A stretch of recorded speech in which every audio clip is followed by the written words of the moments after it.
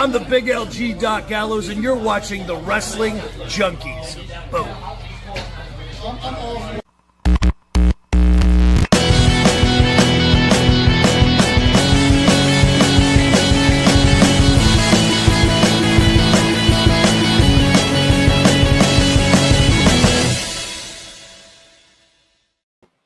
What's going on, everybody? Welcome back to the Wrestling Junkies Podcast. I'm Mr. Cincinnati. As always, I'm joined by that handsome devil, the podcast dad. Apparently, we both got the memo to wear blue today. We did. Yeah, I'm feeling a little of the post-SCI funk in my head right now, so I'm trying to recover a little bit. Been sipping on some Dayquil for sure, but no, happy to be here. Happy to be with you, of course, as always. I feel like we never get to see each other anymore, so it's nice to see you every once in a while. Yeah, it's especially in person. It's nice, especially getting the significant others together for a great weekend of wrestling. But again, you can check out our socials. I still have to do like a final kind of photo dump of everything I took from the weekend. But shout out to Sean Christopher with the tweet of the year. Yeah, if you haven't seen that tweet, go to his page. The tweet of the year. He's yes. Dr. Seuss. He's a poet and he doesn't know it. Sean, come on the show. Come on. Yep. What are we doing? And he's definitely overdue to come on the show. But you can see that tweet by following us over on X as well as TikTok and Buzzer at Junkies Pod. Like us on Facebook, follow us over on Instagram at Wrestling Junkies Pod. But most importantly, please do us a huge favor and subscribe to our YouTube channel, Podcast Dad. 627 subscribers. There's plenty of room at the table here. Tell everybody what they should do and what that magic number is. Just hit that subscribe button and let's have some fun. Magic number is 1, so one person. My computer stopped shaking. Live TV, pal. I don't even know what I was saying. Tell one person. If you like what we're doing here, tell one person. I promise I'm just a little high on Dayquil right now, but just tell one person. That table's back there. We have plenty of seats that you can pull up, or we can make you a seat, or Effie can steal your seat and sit in it, or whatever it may be. Jameson will just sit on your lap if you pull a seat up to our table, and we'll just have a great time. Laps are seats last time I checked. Also, shout out to our friends at Turnbuckle. You can find them at official TRNBCKL. It's the only place in the world that you can't sit on your own lap. It's the only one you can't sit on. But anyway, follow the Turnbuckle, join the Discord server, and sign up for Turnbuckle Gold on Patreon. You can get rundowns of Raw, SmackDown, NXT, PLEs, you name it. You'll be able to check out what's going on and be part of the conversation before the bell even rings. Also, shout out to our friends at Body Slam. We'll be over there tomorrow night, 7 p.m. Eastern, talking with our friend Bryce Cannon ahead of his match at Coastal Empire Wrestling Legends of the Lowcountry. This is a bit of a tougher one for us. I'm kind of worried about the tone and tenor of that conversation because a lot of things have happened since the last time he was on the show. So just a few. Yeah, we'll see what kind of mood he's in. We'll find out sooner or later. But also shout out to our friends at The Scrap. You can find them at The Scrap News. Got some SummerSlam content coming soon. Eric has a question. Do you think house shows count as canon? Now? No, they used to because they used to have title chains on. Yeah, I would say not so much now. Not so much anymore. So what was the last title change on a house show? I don't remember. Yeah. I want to say it was like maybe the tag champions way back in the day, but like at one point the WWF title changed hands. Diesel beat Bob Backlund and Madison Square Garden at a house show. So I would say they used to be, not anymore though. Yeah. No, I think that's a good way to look at it. Right now it's just an opportunity for people to get their reps in and try some things out before they make their way to TV. Yeah, no, it absolutely has. I mean, that's a lot of why she got the momentum that she did with the women's IC title run. Appreciate the question, Eric, as always. It's time to turn our attention to our first guest. We've got not one, not two, not three, but 4 incredible guests tonight. So we want to be respectful of their time. We've got a lot to talk about with them. Our first guest tonight is someone that we always enjoy having on the show. He's one of the fastest rising names in the Northeast, and every time he joins us, there's always something new to talk about. Since the last time we spoke, he's competed for Blood, Sweat, and Tears Wrestling, Gotham Wrestling, Outcast Wrestling, continues to represent himself as the face of the franchise while adding more opportunities and championships to an already impressive resume. So everybody pull up a seat to the table and welcome our friend Jarett Diaz. Jarett, welcome back to the table, man. How are you? Hey guys, thanks so much for having me. Sorry, I was muted there in the in the green room. Yo, what's up with the blue memo? I didn't get the heads up on that. I showed up in a tank. I know. Well, you are a Knicks fan, so I thought we'd wear the blue for you. All right, I got best thing I could do. I got my nice little Mets cap. Oh, right gross! here. Don't put that on. Don't put that on. Oh man, yes, I am excited to be here. Yeah, I should have told you he was going to do that. No, it's a packed episode. I'm ready to talk as much as you guys want to talk to me before I let the other folks carry on. So what's going on, guys? Well, let's jump right into it. Yeah. Get after the podcast. Your Knicks won a championship. How does that feel? Come on, best feeling ever. Are you kidding? 53 years. It's not a dream. We're living it. I was at every watch party I could go to. I was at the parade and all the craziness that happens there. I'm a lifelong Knicks fan, a sports fan in general. I'm a huge sports fan. Lifelong Knicks fan. You better believe I was jumping out of my seat.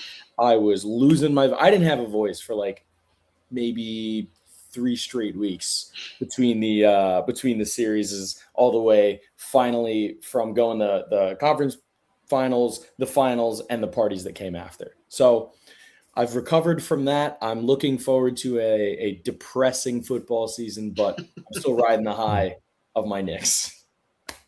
I mean, dude, you absolutely should, because I mean, not just cities celebrating. Danhausen is a local legend. Saturday night's main event was essentially built around him this past weekend.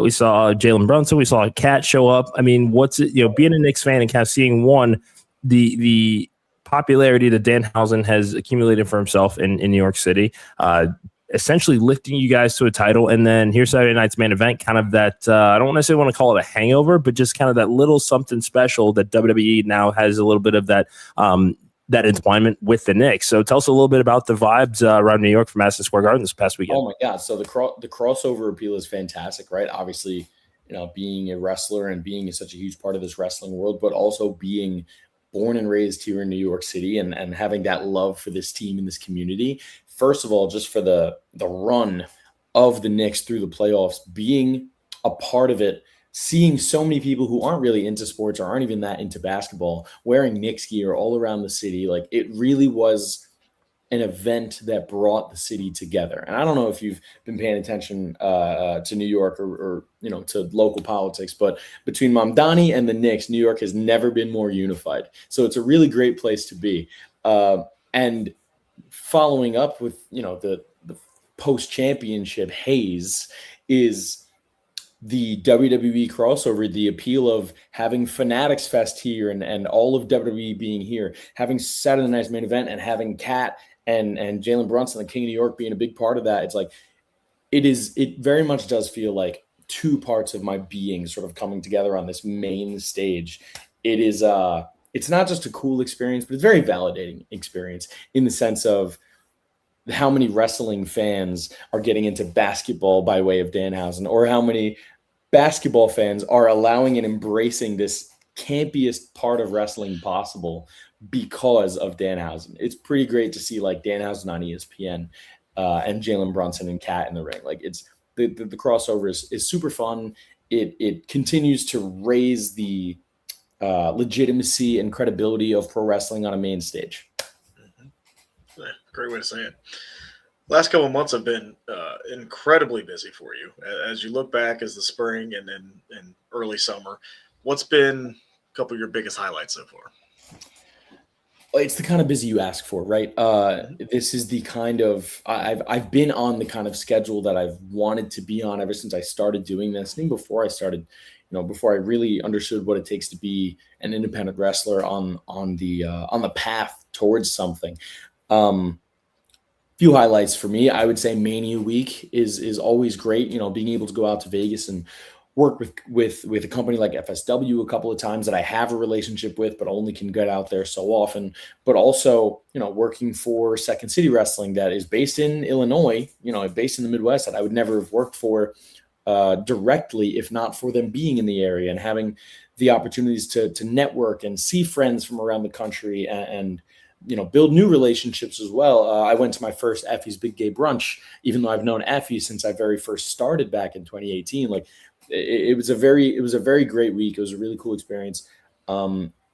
I would say the most important thing that I've been doing, just not only in this spring, but over the last, maybe 8-9 months or so, is training with Kenny Dykstra up in Rhode Island. WWE producer for SmackDown, has his hands all over the program, with the tag division, with the women's division, and being able to hone my craft and gain as much skills as I can, learn as much as I can, working with him. It makes me a much better wrestler, a much better performer.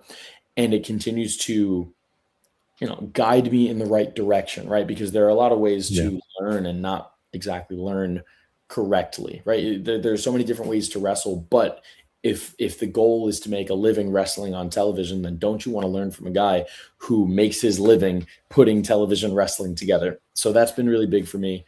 And lastly, just the physique. I mean, I'm a lot bigger from the last time you guys had a chat with me, man. I'm on a roll with this, with the targeted eating, working out the way I am. I'm working with Cesar Bononi and his program and figuring out a way to, maximize my physicality and my aesthetic, to really, take the entire package up to the next level. That's fucking awesome, man. I mean, yeah, and I think this is a good kind of transition into that. You're dialing in on the training, you're dialing in on the eating. What's when you're looking for kind of that, what's that next edge that I can gain? How do you evaluate seeking out those opportunities at this stage in your career than you might have, maybe at the beginning or even 2 years in? For sure. I think when I was in my first, couple of years, it was a matter of getting quality reps, right? So where I was training at in Central Florida and working in that area in my first 2 years, I was having a lot of like practice matches, and then I would occasionally be able to go out of state or just out of city and just get outside bookings. And that's the very early stages of most independent wrestling careers. Like you're not hopping straight onto local TV. You're not hopping straight onto like Hog, but in the last year, that has been the shift in focus. It's like, all right, I'm at a stage where I can swim with the big fish, where I can perform with guys like Speedball Mike Bailey and Myron Reed and, names that are on AEW, names that are, with TNA or Ring of Honor or whatever, to be in those places as often as I can becomes the goal.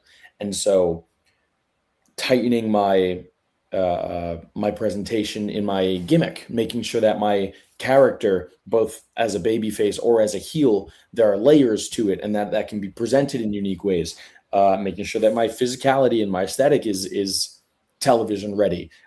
Those two and of course my in-ring work, right? So working with a guy like Kenny Dykstra and making sure that the little things, not just the moves, but the transitions, the in-betweens, the instincts can continue to grow so that those three facets, those three elements of being a wrestler can all come together and can be packaged and pitched to large independents like Revolver, like House of Glory, like GCW, like Produce, produced by Orange Crush, which is a new but really, really solid company. And having opportunities with AEW Dark or doing extra work with WWE or even, your MLWs, your NWAs, like those are the places that I'm trying to be at. And so making sure that those three elements are all ready to be taken on and absorbed and not have to worry about any one of them individually. Yeah. One of the places that you've been here recently is BST Wrestling, where you had a match against our friend, Landon Hale. And good guy.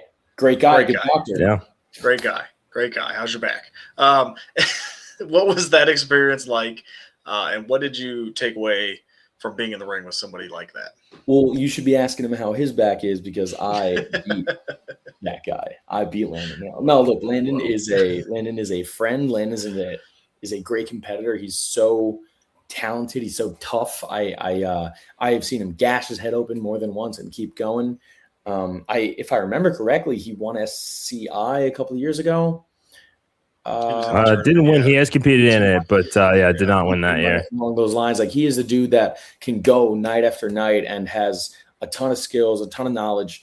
And we've wrestled before back in 2023, and to come forward nearly a full 3 years later, me as a very different performer than I was then, and him a much better version of what he was then, to be able to put stuff together and be able to get in the ring with him was really great. I would say what I learned from the experience of being in the ring again with Landon is being able to reflect on a match that you've had previously and understanding what's the same about you, what's different about you, what's the same about them, what's different about them, and telling an entirely new story based on what was versus what is now.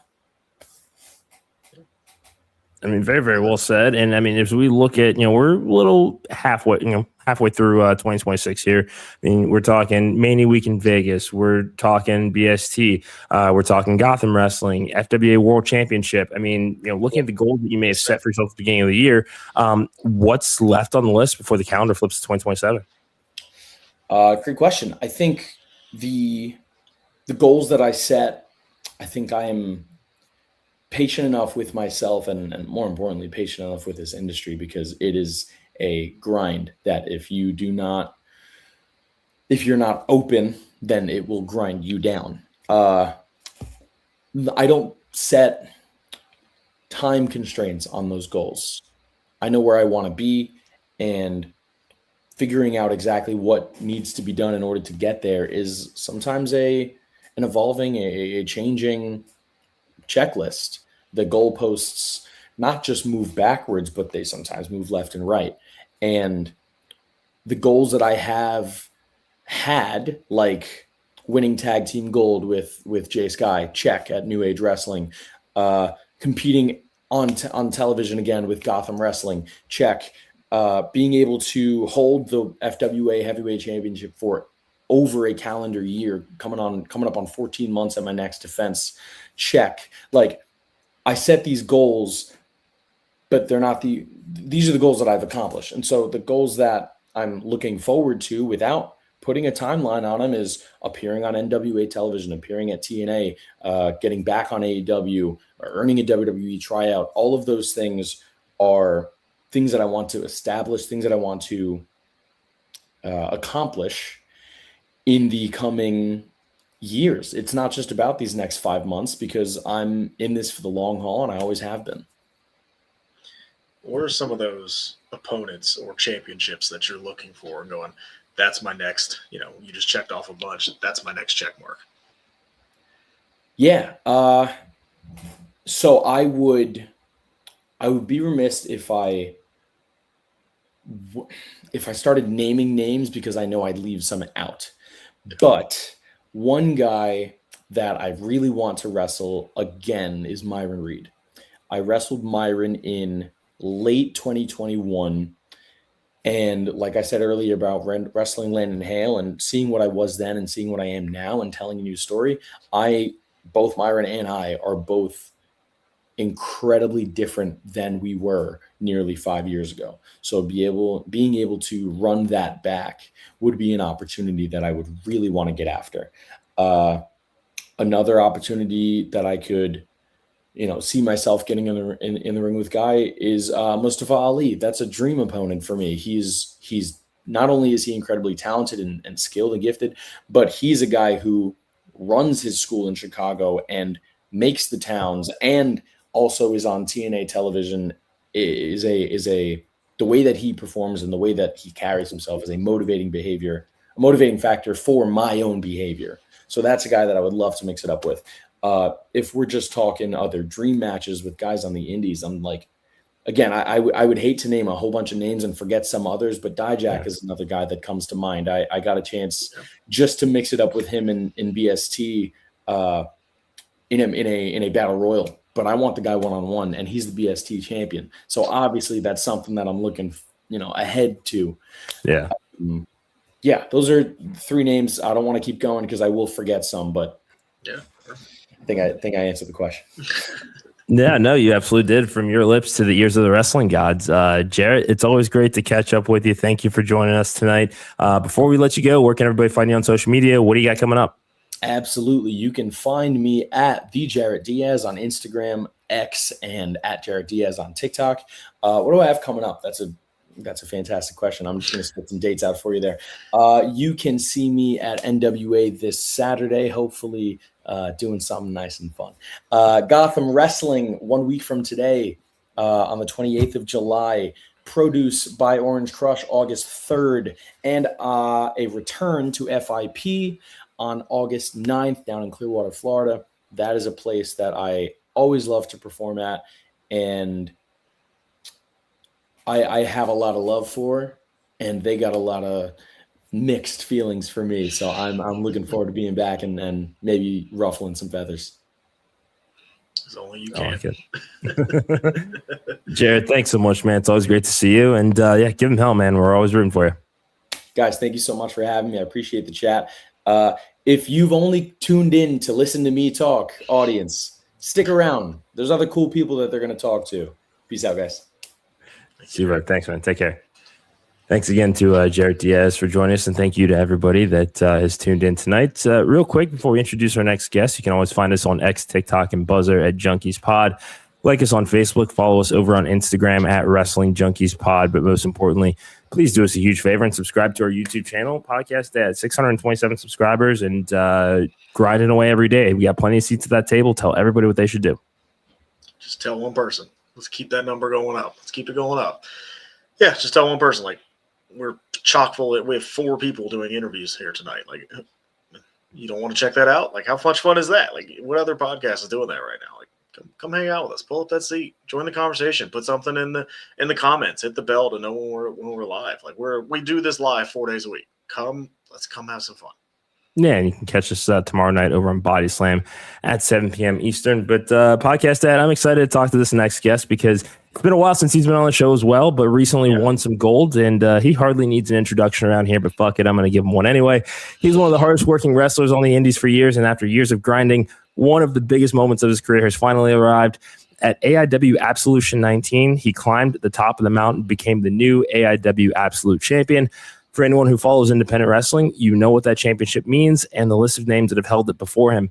Tonight, we're celebrating that accomplishment, talking about the journey that led him here, and finding out what is next for the new champion. So please pull up a seat and welcome the new AIW Absolute Champion, Maserati Wes Barkley. What's going on, buddy? How are you? Hey, what an intro, bro. I'm sitting down, but I got up and sat down 15 times in that green room. So what an intro, brother.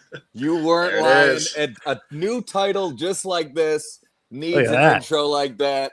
You got the history, you got the big moment, man. I appreciate you guys having me on, and it's official, like a ref with the whistle. This is the first podcast as Absolute Champ. Wouldn't want to do it anywhere else. Appreciate you guys having me on.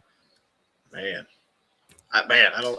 between you two both, I don't know what to say. Let's go. I'm hyped up, brother. I'm hyped up. We're doing it live, brother. You guys, you said, pull up the seat. Tell these haters, pull up the seat. We're rolling. Record-breaking episode 4, the most legendary guests ever. Crack 1, crack 2. We're doing it live. Appreciate you guys having me on. Let's rock.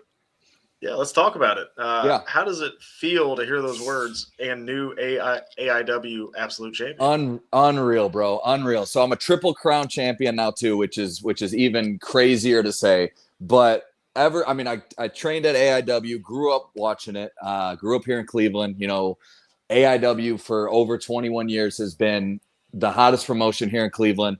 Cleveland as a wrestling city, I feel like is so underrated. So many big moments and so many guys that have come through from Cleveland, but also that have come through AIW. So to, like you said, climb to the top of the mountain after 8+ years of hard work, breaking my back, going through the ups and downs of life, of wrestling, the injuries, the haters, all that stuff, getting through that, losing matches, winning matches, and finally getting to main event Absolution too. Absolution 19 years. It's like our WrestleMania show. It was stacked top to bottom. We had Nick Gage there. We had Joey Janela there, Mance Warner, all the Cleveland favorites. I was in the main event against Mikey Montgomery, who was just on that Produce show. He's killing it at Enjoy Wrestling out in Pittsburgh as well, too. Pretty sure he's the champ out there. Eric Taylor, who's a former Absolute champ, went against Nick Nemeth, went against Santana, put him to the test. Former Absolute champ. Chuck Stone, 2-time former Absolute champ, going to tie All Ego Ethan Page for the record for 3. And last but not least, WWE ID superstar, Evolve superstar, Big Sam Holloway, who's just been on an absolute tear ever since he debuted here in AIW. So going against all those guys, and we all came up together at AIW. We all trained together. We've been on the roads together. And like I said in the videos building up, we all start drifting away, man. I don't know if it's because of this belt or because of success or because of the outside influences, but we all started to drift away. And there's a little heat, not going to lie. There's a little beef. There's a little heat. But to get a leave as the champ, it meant everything to me. So, yes, sir. Yes, sir. You know what I'm saying? So that comment threw me off. But, yeah, man, it's been like 8 years of hard work, all the ups and downs. Winning the JLIT too, the JT Lightning Invitational Tournament in September, that really got the wheels going. And with that, you can cash in at any time. But I was like, let me heal up. Let me make sure I'm right. Let me go against Nick Nemeth in December. I didn't want to go against him if I had the gold. You know what I mean? It would have been a little extra pressure on me. But that was a full circle moment, a dream match of mine, getting to go against him, seeing what it takes to be that world champ, and then grinding this year. And last week, winning the belt, man. So, yeah, I mean, we've seen the pictures, we've seen the celebrations on social media, but tell us a little bit about some of the stuff that fans didn't get to see once the cameras rolling. Those moments when you're kind of coming down. Yeah, I don't know how much I can say, bro. I flew straight out to Honolulu, Hawaii. We did a little honeymoon, as I'll call it. We did a week out there, celebrating, good drinks, good. Beautiful views is what I'll say, right? And this belt, has already got a lot of miles coast to coast, eating Versace French toast. Last week, I was back for we did a show out at the Southeast Harley Davidson. They booked us, my first official. It was going to be defense, but then it went 3-on-3, me, Dominic Guarini, and Philly Collins against Marino Tenaglia, Alonzo Cruz, and Chuck Stone with a little, retribution from Absolution. So came straight from Honolulu, went there, did the match, Southeast Harley. You saw the video. I picked up the new purple Harley. I said, give me something that's Maserati West, and I'm damn near going to switch my nickname to Harley Davidson Wes Barkley. So I got the purple slide glider or something. They said Elvis had it in white. So I said, I'll do purple. And so that was last week. And now we're back this week. Got a big show this weekend. So yeah, I'm like, hey, I tried to keep it as PG as possible because I can't really talk about what I was doing on the way to Honolulu, in Honolulu, and on the way back. But yeah, we celebrated, brother. We celebrated. Love it. Fernando, good to see you in the chat tonight, my friend. Thanks for joining us. Podcast. Yes, my bad. Didn't mean to. You're good. You're good. So when you think about all the people who believed in you before this big championship win, who's the first person that came to your mind? Man, my family, for real. You know what I mean? Because it's like they always been with me since I told them I wanted to be a wrestler and all that. So that, but a couple former Absolute champs, Josh Prohibition, Filthy Tom Lawler, Matt Justice, those three. Maybe I'm jaded with that because it's like those three, when I think of this belt, you know what I mean? Like, I think of those dudes. So getting a little stamp of approval of wrestling against them, training with them, learning from them, and then just, that was huge for me. That was huge for me. But even just getting to hold the belt with guys like, Corey Graves and, like I said, All Ego Ethan Page earlier, it's like there's so much legacy to this belt and it's a responsibility. But there's a reason why I got here, and now we just got to turn it up to, 11 on the notch and keep it rolling. So it's my turn, and I gotta make it happen. So. Well, I mean, man, winning championships is one thing, keeping it is another. I mean, has it already shifted from I want it to now everybody's coming after me? As soon as I got through the locker room, bro. No, you can't trust anybody, man. You know what I'm saying? Like, that's why it took me a second to answer that. All those dudes I mentioned were great dudes, but I had to be a little jaded with those high fives in the back. Call me paranoid, call me whatever. But like, I know as soon as I got this, I got the biggest target on my back in the locker room, and you're already starting to see it. But guess what? I don't need friends, man. I didn't get in this business to make friends. I got in this business to get paid, right? And you know what? I'm going to say this because we're live. The scouts said, I told the scouts that for those billion-dollar companies, I told the scouts that. Guess what they said? Oh, that's kind of cliche. I don't care. It's real. That's why I got in this business, to get paid. And last time I checked, the champ gets paid more. Can't argue with it. So tell the scouts that. Hell yeah. Without giving away anything you shouldn't here. Okay. Are there some names you'd love to defend that championship against? Bro, anybody. I want the best. I want the guys with the most buzz. I want the guys with the most experience. I want to prove that I'm the absolute champ. And I don't know. I don't have a dictionary in front of me, but we can look up absolute. I'm pretty sure it means a freaking big deal. All right. So I want anybody that thinks they're absolutely good.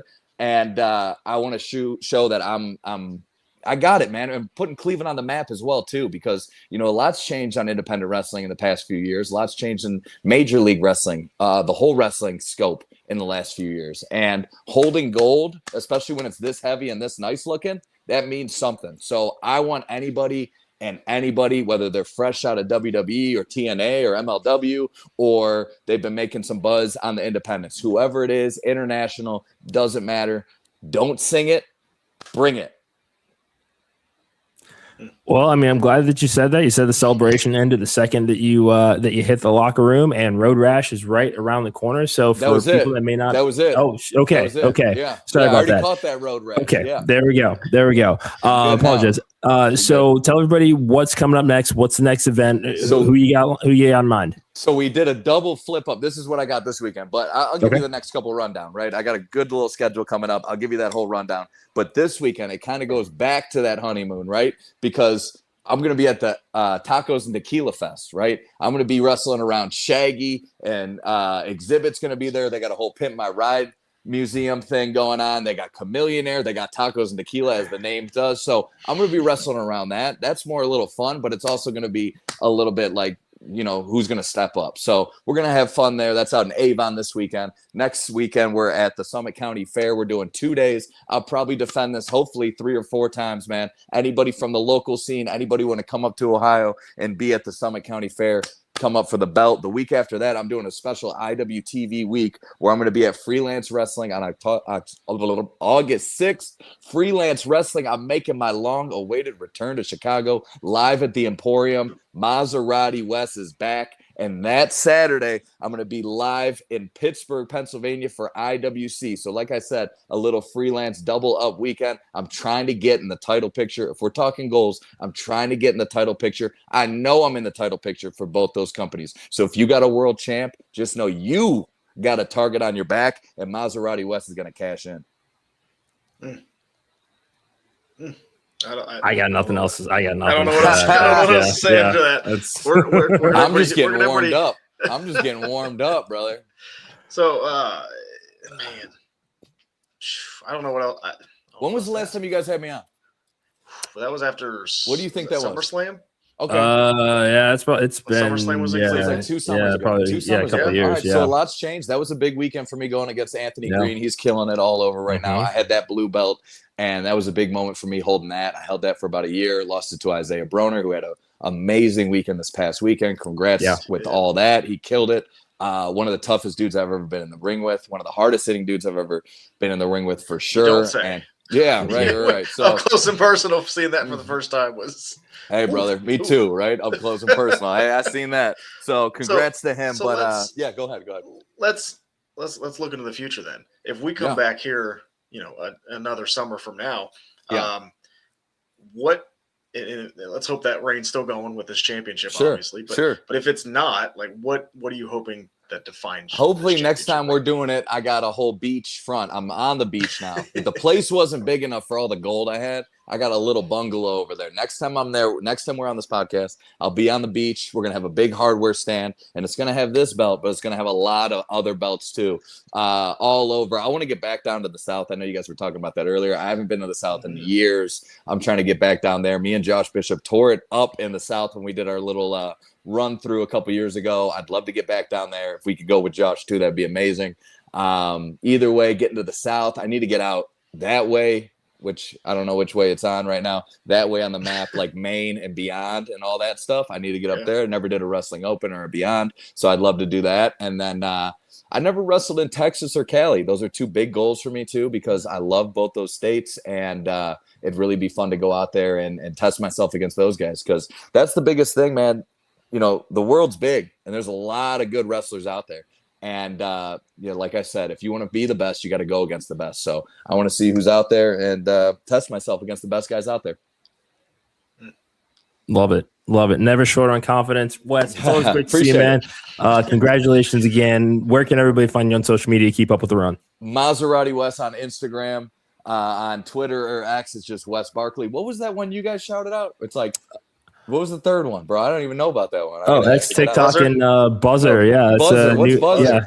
Brand new platform. It's bringing together the love of sports content creation in a social media type setting. So it's a way for creators to connect with their followers and fans in real time. Shout out to Caleb Becker, formerly Caleb Braxton with WWE, who's got some content on there. Shout out to JBL MVP as well. So give us a follow over there. Hey, love that, brother. You know, Maserati West will walk right into a little drop, a little cosign, whenever you need to for that commercial. But yeah, shout out to Buzzer. I'm about to check that out. Twitter, and but yeah, check me out, man. I'm going to be at a local company wherever you're at. Just know it. Whether I come in through a helicopter or a parachute, I'll be there going against your champion. It doesn't matter who it is. Line them up. I'm going to knock them down. I appreciate you guys having me on. Keep killing it, and I will see you guys at a show soon. Yes, sir. Appreciate it. Wes, thank you so much, man. Good to see you, my friend. You too. Appreciate it. Thanks again to Maserati Wes Barkley for joining us. Dude, no shortage of confidence ever. It's always a good fucking time to hang out with him and catch up. And it's been an incredible year for him. So congratulations again to Wes Barkley. And thank you again to everybody that has joined us tonight. Podcast Dad, it's time to talk a little bit about our friends at Coastal Empire Wrestling. Legends of the Lowcountry coming up this weekend. I know, dude. It's like summer hits and you know, everything pops off. But that's the way that we like it around here. It keeps us busy and it keeps us thoroughly entertained. And there's some incredible matches that we've got going on this weekend. We are first going to start with a guy that's probably heading into what may be the biggest match of his Coastal Empire Wrestling career. Legends of the Lowcountry coming up is their biggest event of the show. And Dax Anthony finds himself in one of the most personal rivalries on the card. After weeks of escalating tension with Marvelous Michael Stevens, things have reached a breaking point of blood in the water, and Dax shocked the entire world, I think, by saving his former rival, Young Mighty Joe, from a pretty nasty attack. And now the score will be settled with Michael Stevens in a hair versus humiliation match where one man's pride is guaranteed to be shattered. So pull up a seat and please welcome Dax Anthony back to the Wrestling Junkies podcast. Dax, what's going on, man? How are you? How about it, gentlemen? Mr. Cincy, the podcast Padre. Good to see you, gentlemen. It's good to see you, too. Good to see you, too. I'm going to get right to it. Mr. Cincinnati gave you a great open, but let's start with you coming out and saving Young Mighty Joe. Why'd you do that? Turning over a new leaf. It got to a point where,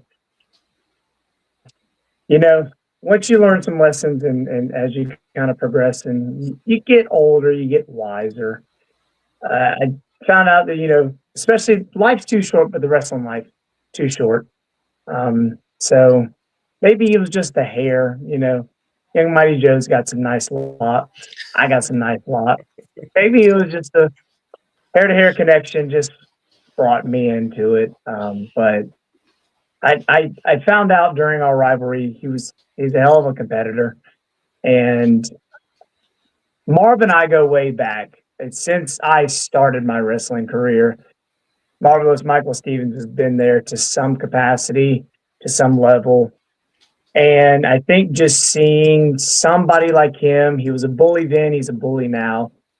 And once you get a change of heart, you can't help but to come to the aid of somebody who you have the utmost respect for. And I think that's kind of what sparked it. Yeah, I mean, you know, a lot of fans remember you and Joe being on opposite sides. I mean, some of our, you know, best conversations have been about that rivalry, the intensity of it, because you guys are both very, very intense individuals. Did that moment surprise even you, or did you already make that decision before Stevens even attacked? I think it was a matter of, because obviously in wrestling emotions ride high. So I think it was a matter of emotion when it comes to just kind of everything going on. I know rivalries can run hot. I know that, you know, appreciation and, you know, love for your brethren in the ring, tag team partners that you've had, emotions always run high in the ring. And I think because Marv and I go back so long, and I was super young when I started, when I got into the wrestling business, having somebody like that who bullied you, and a lot of times it could be tough love, but I knew it wasn't love from him. I knew from the get-go the bullying was, I don't know if it's an insecurity. I don't know where it stemmed from, but I knew it wasn't a tough love scenario. And I think the emotion of running hot, of seeing Marv try to embarrass somebody, and then seeing, again, somebody you have the utmost respect for, which we let all hell break loose, Young Mighty Joe and I, with the, dog collar match, just beating the hell out of each other. It can make you pissed off and angry, but it can also give you a lot of, earned respect for that individual. So I think the amount of disrespect that I knew Marvelous Michael Stevens was dishing out, and having felt that in my career, far outweighed, the once rivalry with Young Mighty Joe. And the anger just won with, okay, Marv's got to cut the bullying out, and it trumped everything. You've been very vocal that, he calls himself Marvelous, and you're not buying into that. What is it that you think people see that he doesn't see? Well, I think one thing that he thinks he sees is something that is super marvelous. And vanity is a hell of a thing. And I believe that when it's unjust and it's not something that is par for the course, there's got to be some disproving there. So I think he's completely delirious, and he's in, in a realm of thought and capacity that far outweighs the actual reality in front of all of our eyes. But yeah, vanity causes you to do terrible, terrible things and be completely blind to any and everybody around you. And I don't think anybody else is buying it. And that's the whole reason why I was like, hey, hair versus humiliation would be the number one thing, because people like Marvelous Michael Stevens, you've got to go for the ego. When the ego is inflated as it is, it's just like a balloon. You pop it, it's going to be the loudest pop and explosion. I couldn't think of anything better. And, you've said that Michael doesn't want to find out what humiliation looks like. So without giving away, anything that you might have in mind or anything that, is in your head, give us a little bit of a taste of what humiliation means in Dax Anthony's mind. Well, it is a TBD scenario. I've slept many a night on it leading up to this weekend, and I've got several ideas in mind. And unfortunately, that's one of the things that, who knows, maybe, Michael Stevens may see a clip of this. He may be tuning in live right now. And I think when something that should be delivered, day of, you can't spoil that surprise for any and all. So unfortunately, I do have to say that TBD, we'll see. You'll see. Well, now I'm very interested and I want to see, but let's talk about where this is happening, right? This isn't just any show. This is Legends of the Lowcountry. Is that raising the stakes even more? Is that putting the pressure on even more? Oh, of course. It always does. As Mr. Maserati was speaking on, previously, when you have a show that is your WrestleMania for the promotion that you're working with, always is going to be higher stakes, because for starters, you earn your spot on the biggest show. You earn your spot in promotions. And so if everybody on the card feels like, hey, this is the fight of my life, this is prime time. And for sure, the stakes are highly elevated there. I know for me, my hair is on the line. That already raises, business stakes, personal stakes, and probably the stakes for my hairdresser as well. So I definitely want to keep her gainfully employed. if I can. Coming out of this weekend, what do you want fans to remember most about this match? That no matter how big you feel like you are in your britches, and no matter how pompous and arrogant, and no matter the amount of confidence that you may have in yourself, it's important to be confident, but being overzealous, being arrogant, being, boastful, there's a ceiling that once you get there and you cross over that line, it's not a healthy look. It's not good for you. So confidence, yes. Arrogance, no. And the lesson to be taken from this is you've got to be willing to level the playing field. You've got to be willing to help your fellow man. You've got to be willing to put people in their place, because it's a requirement. It's something these days. It's a necessary thing. You can call it a necessary evil. You can call it a necessary good, but it is necessary at the end of the day. So you've openly admitted not exactly a fan favorite over the last few years. Do you think the fans are starting to see the different side of Dax, or is it more of a rooting against Michael Stevens in this equation? That's actually a really good question. A very good question. I think that you can always dislike who you dislike. I've been on that side of the fence 100%. And honestly, everybody has their justifications for what they do. I mean, even now, as I speak presently, I had justifications for what I did in the past, even as the bad guy. So I can understand and I guess feel where people are coming from, and fans, absolutely, yeah, disliking Michael Stevens, it's justified, it's understandable. I'm sure in his mind, how delirious it is, he has justifications for his actions, but I like to think that turning over a new leaf and coming to the aid of people who maybe I once didn't see eye to eye with, and I saw differently. It just goes to show people can change, circumstances can change, things can change, and I think that's the overall kind of messages. Things change. Change is inevitable, and honestly, it doesn't matter whether people just really like me that much or the disdain for Michael Stevens is that great. At the end of the day, I'm going to do everything in my power to right the wrongs that I've been feeling since I was 21 years old in this business. Well, Dax, I mean, if there's one thing the wrestling fans love, it's a good redemption story. So whether it's earning respect, changing perception, or finally getting justice, when Saturday night's over, what do you hope that Coastal Empire Wrestling fans are saying about Dax Anthony? That I'm somebody that can be relied on. I think that's the biggest thing, being reliable.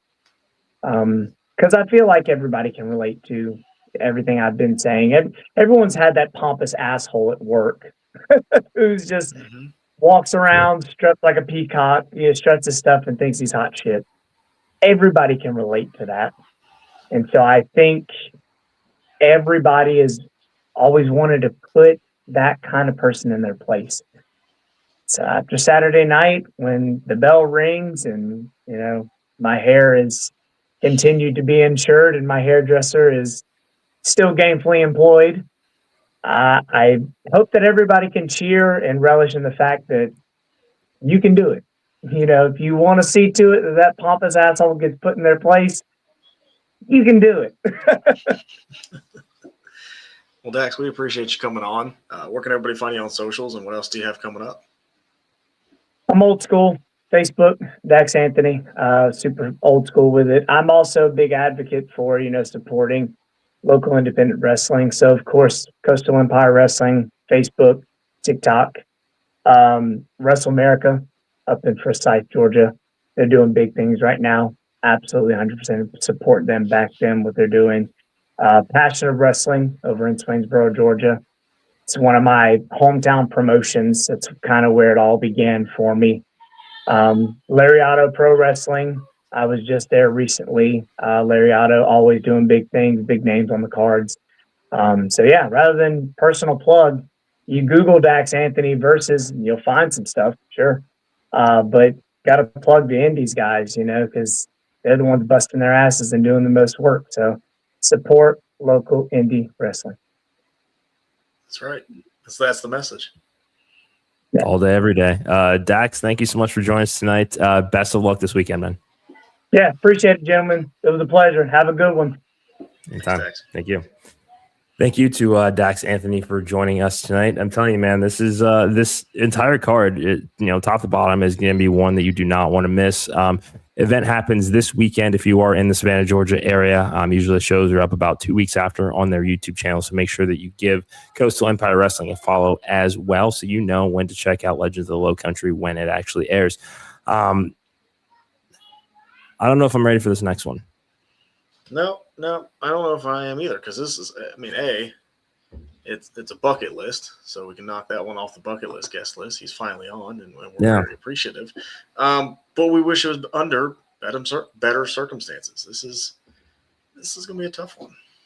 Yeah, we talked about the emotion behind Dax Anthony and Michael Stevens, but this one I think might just edge it ever so slightly as the most emotional match on the entire card. Cornelius Pepperbottom defends the Coastal Chaos Championship against the man he once called one of his closest friends, Bryce Cannon. Exotic Youth wasn't just another tag team. It was one of the most successful partnerships in Coastal Empire Wrestling history. Then came the betrayal. A friendship ended, trust was shattered, and now the championship sits right in the middle of one of Coastal's most personal rivalries. But what's especially cool for us podcast dad is that we've had the privilege of watching both of these careers for years. Our very first live watch along show was Riot on Row with Pepperbottom, Bryce Cannon, Zach Mosley. Seeing how this story has evolved makes this feel even more special, and in some cases a little bit of heartbreaking. But tonight we're going to hear directly from the champion. Tomorrow Bryce will give us we'll give Bryce the floor to give his side.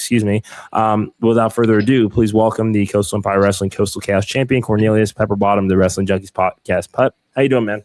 Gentlemen, it's a long time coming. How we doing? Again, wish it was under better circumstances, but here we are, and let's just get into it. How are you feeling? To be honest with you, I don't really know how I'm feeling. I'm kind of just as lost as probably you guys and everyone else is. You have a best friend, some guy you talk to every day for 6 years, and the next thing you know, he's standing over you, beating you to death with a steel chair, demanding a title shot, and won't answer your text or calls. And that's pretty much where I'm at. Before championships, before the success, before even the betrayal, there was simply Bryce Cannon. Tell our audience, who Bryce was to you. Bryce was a brother to me. I started wrestling in 2019, and by 2020, Exotic Youth was up and running. Bryce has pretty much been there right by my side my whole career, and a majority of his. I know he was going a couple years before that, but he was the guy I turned to anytime. He was the guy who was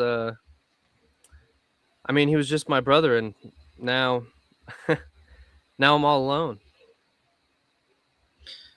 When you think back to Exotic Youth, what's that first memory that comes to mind? The first memory, honestly, it'd probably be that the very first Coastal Wrestling Empire show. Coastal has been such a big deal for the group. The very first show is where all of us met each other and pretty much went off to the races. And that was, 6, almost 7 years ago.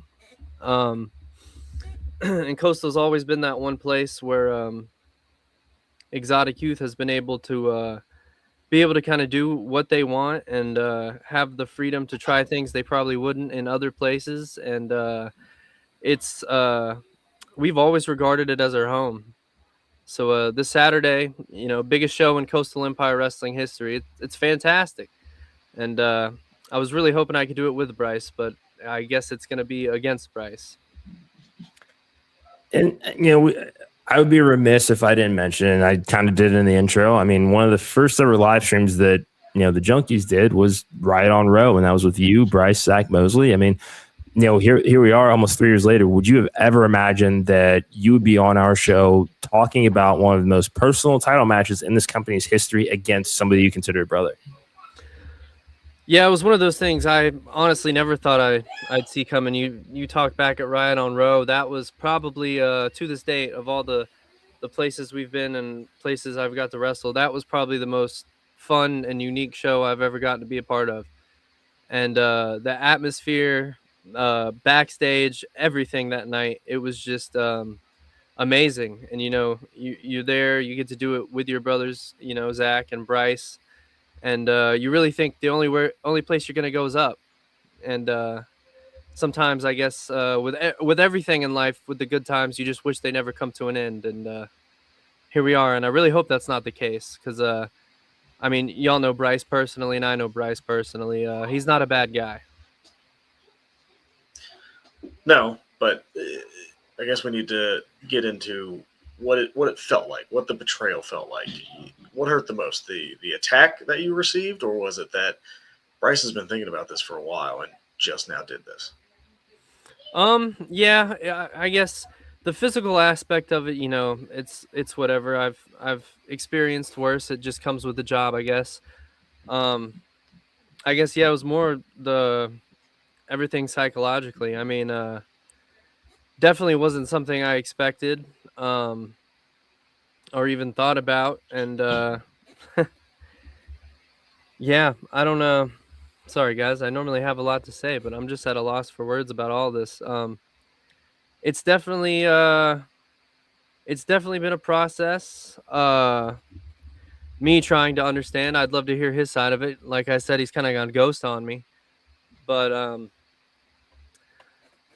was just looking forward to everything about this upcoming show, especially with Blood in the Water. That was the big setup. And I was just really hype about Legends of the Lowcountry. Probably the only show that could probably top Riot on Row would be Legends of the Lowcountry 3. And now I have to do it against my best friend. Yeah, I mean, kind of what we've already explained to our audience that Bryce will be on tomorrow to give his side of things, 7 p.m. on Body Slam. We haven't had a chance to talk to him either. Since all this has gone down, I mean, he just doesn't want to talk to us. But some of the things that he said on social media, this isn't the friendship business; it's the wrestling business. I mean, it's something that we know, it's something that we hear all the time, but until it actually impacts you, you really don't think about the gravity of it. So what's your response to that? Yeah. And I mean, I get it. It's wrestling.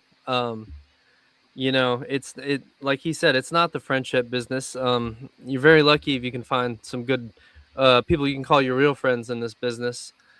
And like I said in my promo that's out on Coastal right now, if Bryce wanted a match, all he had to do was ask for it. I mean, friends wrestle each other all the time. Every wrestling match doesnn't have to be I hate your guts. Me and Bryce have trained together many times and have gotten in the ring.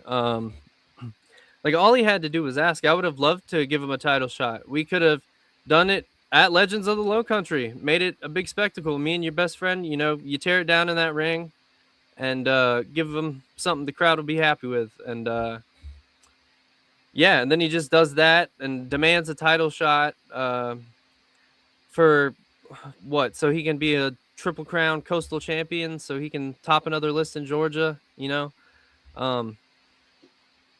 It really just seems like an extreme way to get to something that could have just been a simple ask.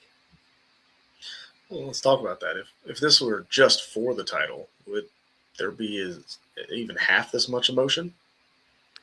I mean, no. I mean, I would have loved to give him a title shot, and like I said, we just go all out and perform to the best of our abilities, and we can leave that ring, remaining brothers. And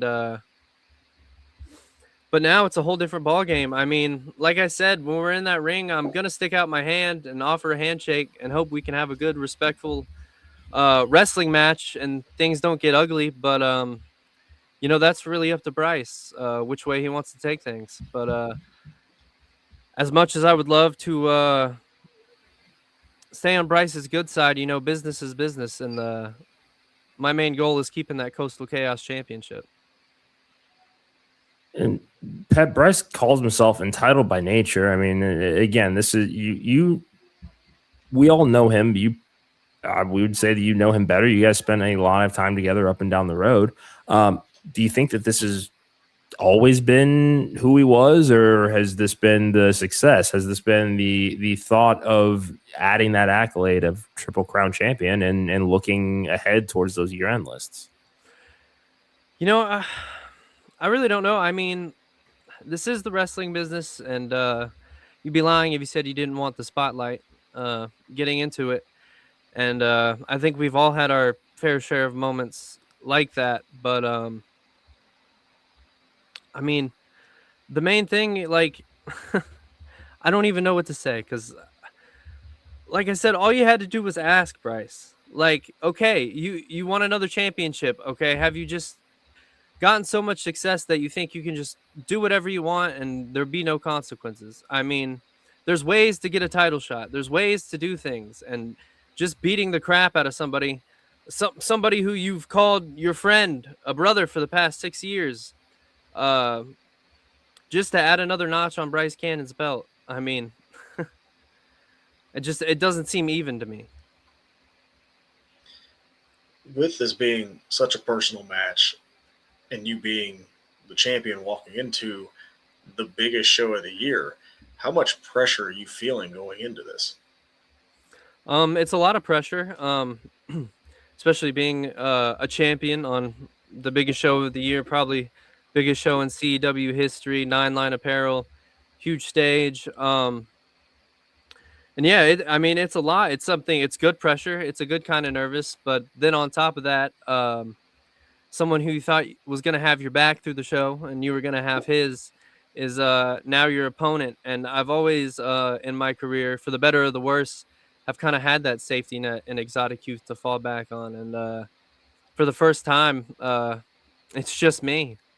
And it's something I'm looking forward to proving that I can do. And like I said, I'm hoping we can leave Legends of the Lowcountry everybody happy, still friends, but it's up to Bryce which way he wants to take things. What do you want more on Saturday? Do you want to retain your title or beat Bryce Cannon? Retain my title or beat Bryce Cannon? Mm-hmm. Well, I guess to retain my title, I gotta beat him. I would love to retain my title, and I guess that means beat him, and also leave knowing that I still have a brother in this business. I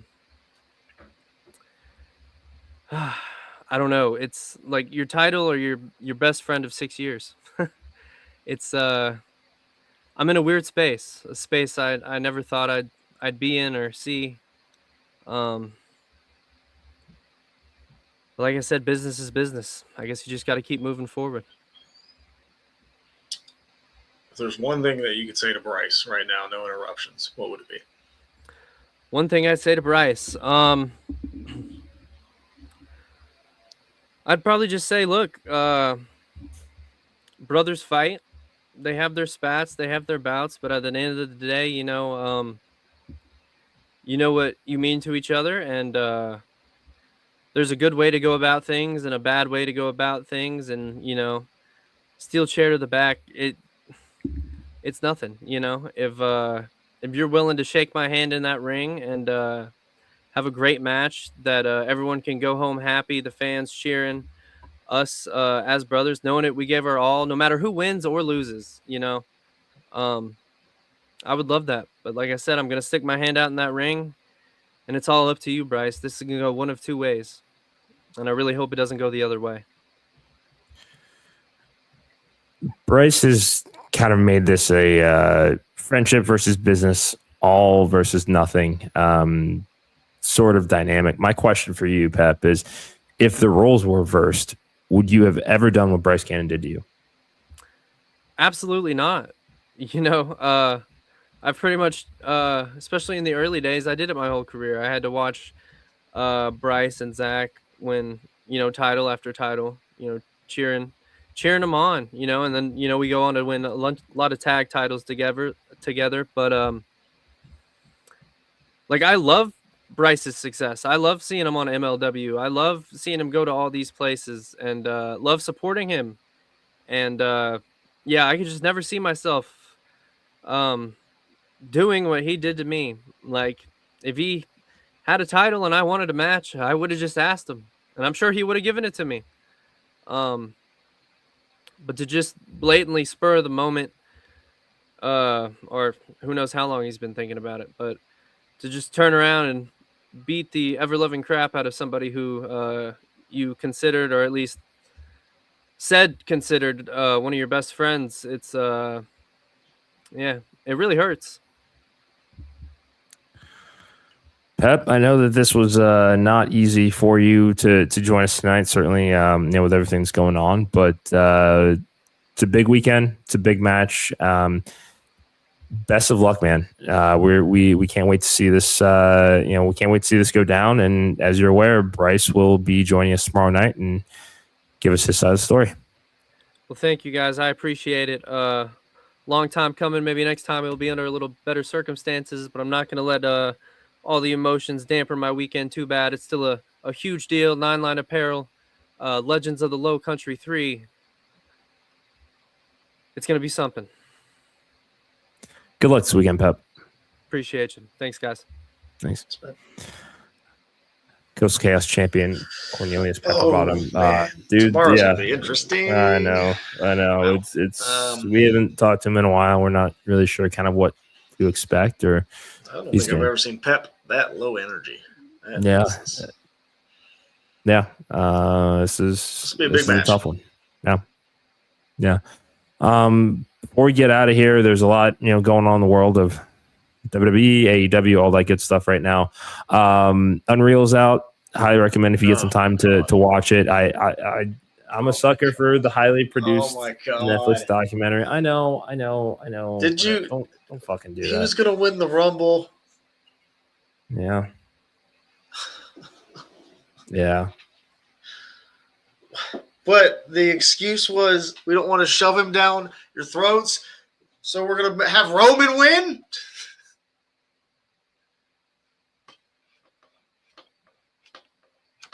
Don't break your mic. What are we doing? What are we doing? No. The story was there. You had Rollins. You had Braun. The story was there. Yes. I know. There's a lot that we need to talk about a little bit from Raw. We'll get a little bit of a little bit of last week's SmackDown. There's oh my God. Okay. As he does that and gets that out of the system. Sorry. Thank you guys for joining us tonight. X, TikTok, and Buzzer, Junkies Pod. Like us on Facebook, follow us on Instagram at Wrestling Junkies Pod, but subscribe to our new YouTube channel. Most importantly, we just had 4 incredible guests from different areas of the independent wrestling world, all with incredible, unique stories. And again, we love what we do here. There's plenty of room at the table, so please pull up a seat, subscribe. Shout out to our friends at Turnbuckle. Give them a follow on X at official TRNBCKL. We'll be back on Body Slam tomorrow night, 7 p.m. Eastern. We're going to talk a little bit of Raw. We're going to talk a little bit of NXT, maybe preview some AEW Dynamite. But again, Bryce Cannon will be joining us for that. I don't know. I don't know how it's going to go. We have not talked to him in a while, so this is a very different guy that we're going to be getting here, and not sure that I'm ready for that. No, I don't know. I don't know. It's going to be interesting. You'll want to listen over there on Body Slam tomorrow. Yeah. But thank you again to Maserati, Wes Barkley, Jarett Diaz, Dax Anthony, Cornelius Pepperbottom. That's the podcast, Dad. I am Mr. Cincinnati. Thank you guys so much for tuning in to the Wrestling Junkies podcast. I know we went a little overtime here, but until tomorrow, 7 p.m. on Body Slam, enjoy those grabs, guys.